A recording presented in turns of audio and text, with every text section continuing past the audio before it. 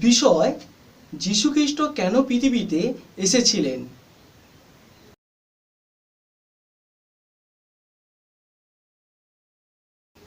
যীশুখ্রিস্ট পৃথিবীতে অর্থাৎ এই পাপময় মন্দ জগতে এসেছিলেন প্রধান তিনটি উদ্দেশ্য নিয়ে।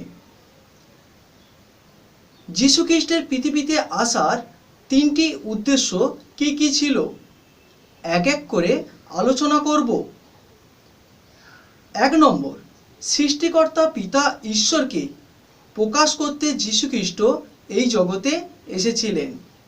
শাস্ত্র বলছে প্রকৃতপক্ষে কেউ কখনো ঈশ্বরকে স্বচক্ষে দেখেনি, কিন্তু হ্যাঁ, তার একমাত্র পুত্রই ঈশ্বরকে দেখেছেন, কারণ তিনি তার পিতার অন্তরঙ্গ আর পিতা ঈশ্বরের বিষয়ে সব কিছুই তিনি আমাদেরকে জানিয়েছেন। যোহন 1:18 নম্বর পদে লেখা আছে, যীশুখ্রিস্ট একমাত্র ব্যক্তি যিনি ঈশ্বরকে দেখেছেন। ঈশ্বরের কাছ থেকে তিনি এই জগতে এসেছেন, আর কেউ স্বর্গ থেকে আসেনি এবং ঈশ্বরকেও তারা জানেও না। যীশুখ্রিস্ট নিজের জীবনের মাধ্যমে পিতা ঈশ্বরকে প্রকাশ করেছেন। 2 নম্বর, যীশুখ্রিস্ট এসেছিলেন পতিত পাপী মানুষকে পাপ থেকে উদ্ধার করতে। যীশুখ্রিস্ট বললেন, যা হারিয়ে গেছে তার খোঁজ করতে ও উদ্ধার করতে আমি মানবপুত্র এই জগতে এসেছি। লুক 19:10 নম্বর পদে লেখা আছে। কিন্তু যিশু এসেছিলেন সকল পাপী মানুষকে ডাকতে ও উদ্ধার করতে। ঈশ্বর আমাদের সকলের পাপ নিষ্পাপ খ্রিস্টের উপর চাপিয়ে দিলেন। এটা ঈশ্বরের সম্পূর্ণ ইচ্ছা ছিল। 2 করন্থীয় 5:21 নম্বর পদে লেখা আছে, সেই জন্য যীশুখ্রিস্ট আমাদের পাপের জন্য দুঃখ ভোগ করেছেন।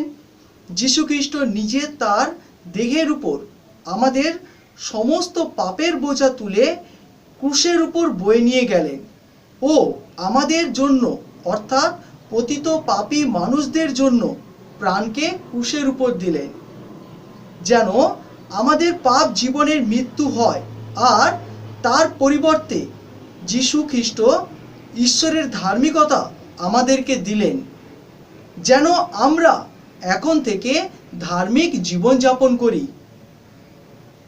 1 পিতর 2:24 নম্বর পদে লেখা আছে। 3 নম্বর, প্রভু যীশুখ্রিস্ট এসেছিলেন মানবিকতার সত্যিকারের উদাহরণ দিতে, অথবা বিশ্বাসীরা কিভাবে ঈশ্বরকে অনুসরণ করবে তার উদাহরণ দিতে।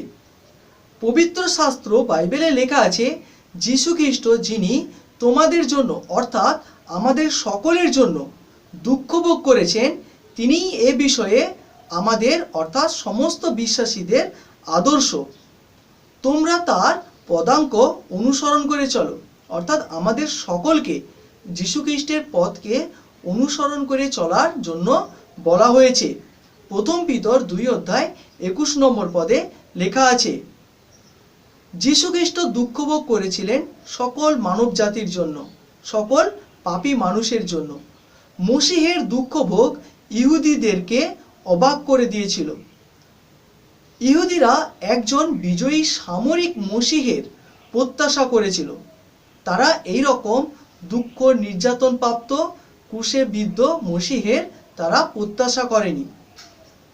যীশুখ্রিস্ট ঈশ্বরের রাজদূত হয়ে মানব জাতির কাছে সুসমাচার প্রচার কার্য করেছিলেন।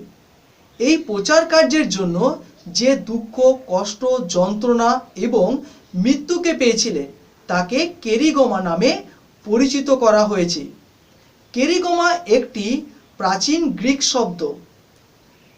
প্রভু যিশুর প্রেরিত শিষ্যরাও এই রকম দুঃখ কষ্ট যন্ত্রণা ও মৃত্যু বরণ করেছিল, ঠিক প্রভু যীশু খ্রিস্টের মতন, প্রভু যিশুর সুসমাচার প্রচারের জন্য।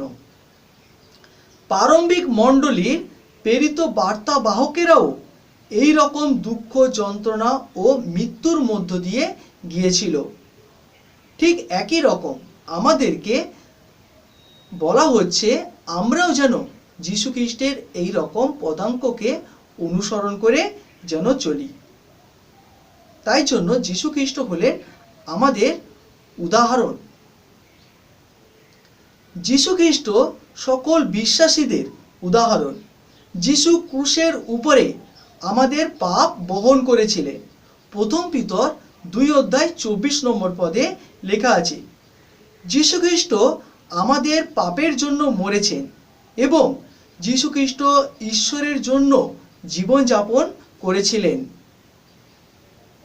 যীশু খ্রিস্ট হলেন আমাদের সকলের অর্থাৎ সকল বিশ্বাসীদের রাখাল, সকল বিশ্বাসীদের রাখাল এবং আমাদের আত্মার অভিভাবক। প্রথম পিতর 2:25 লেখা আছে, তোমরা মেষের মতো ঈশ্বরের কাছ থেকে দূরে সরে গিয়েছিলে, কিন্তু এখন তোমরা তোমাদের পালক ও প্রাণ রক্ষকের কাছে ফিরে এসেছো।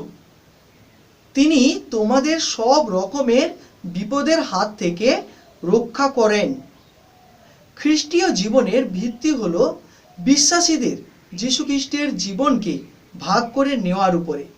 সকল বিশ্বাসীদের উচিত যীশু খ্রিস্টের জীবনকে ভাগ করে নেওয়া। যদি তার জীবনকে আমরা গ্রহণ করি ক্ষমার মাধ্যমে, তবে আমাদেরও উচিত অন্যদেরকে ক্ষমা করা। আমাদের অবশ্যই তার ভালোবাসার পরিচর্যা গ্রহণ করতে হবে। শাস্ত্র বলছে আমাদের জন্য যীশু খ্রিস্ট মৃত্যুবরণ করেছিলেন। যীশু খ্রিস্টের মৃত্যু থেকে আমরা বুঝতে পারি যে প্রকৃত ভালোবাসা কি। তাই আমাদের ভাইদের জন্য বলছে, তাই আমাদের ভাইদের জন্য আমাদের প্রাণ উৎসর্গ করা আমাদের কর্তব্য। প্রথম যোহন 3:16 লেখা আছে, পিতা ঈশ্বরের দেওয়া কাজ বা পিতা ঈশ্বরের ইচ্ছা পূর্ণ করতে যীশু খ্রিস্ট এসেছেন এবং সেই লক্ষ্যে তিনি পৌঁছেছেন। প্রভু যীশু খ্রিস্ট ক্রুশের উপর থেকে চিৎকার করে বললেন, সমাপ্ত হলো। যোহন 19:30 লেখা আছে, যীশু খ্রিস্ট বললেন, পিতা তোমার দেওয়া কাজকে আমি সম্পূর্ণ করলাম। যীশু খ্রিস্ট কোন কাজকে সম্পূর্ণ করেছেন? প্রথমত পিতা ঈশ্বরের দেওয়া যে কাজ ছিল সেই কাজকে তিনি সম্পূর্ণ করেছেন। প্রথমত পিতা ঈশ্বরকে প্রকাশ করা, দ্বিতীয়ত পতিত পাপী মানুষদেরকে উদ্ধার করা এবং 3 নম্বর হলো বিশ্বাসীরা কিভাবে ঈশ্বরকে অনুসরণ করবে তার দৃষ্টান্ত তিনি আমাদেরকে দিয়েছেন। প্রভু যীশু খ্রিস্ট তিনি এই কাজকে সম্পূর্ণ করেছেন। প্রভু যীশুর কাজ এখানে শেষ হয়ে যায়নি, তিনি এখনো কার্য করে চলেছেন। সকল বিশ্বাসীদের হয়ে ঈশ্বরের কাছে তিনি মধ্যস্থতার কাজ করছেন।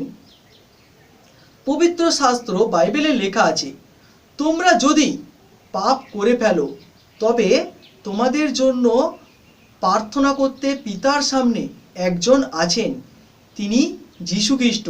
তিনি সেই বিশ্বস্ত ধার্মিক ব্যক্তি।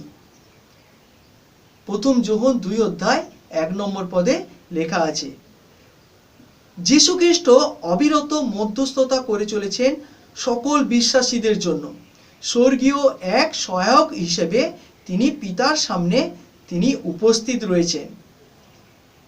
আমরা যারা যীশু খ্রিস্টকে বিশ্বাস করেছি, আমাদের সকলের জন্য পিতা ঈশ্বরের সামনে আমাদের হয়ে অবিরত যীশু খ্রিস্ট মধ্যস্থতা প্রার্থনা করে চলেছেন। আমেন। প্রভু যীশু খ্রিস্ট আপনাদের সকলের মঙ্গল করুন। আমেন।